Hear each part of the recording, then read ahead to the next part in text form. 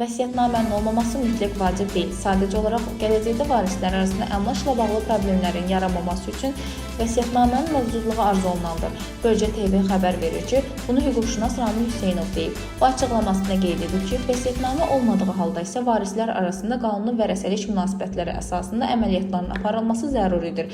Əgər tərəflərdən hər hansı biri notarius tərəfindən payların müəyyən olunması zamanı faizlərin və ya hissələrin düzgün bölünmədiyini iddia edərsə, bu halda məhkəməyə müraciət etmək mümkündür. Məhkəmə müraciət əsasında notarius bölgüsünü ləğv edə və yeni qərara uyğun olaraq vərəsəlik şəhadətnaməsinin verilməsini təmin edə bilər.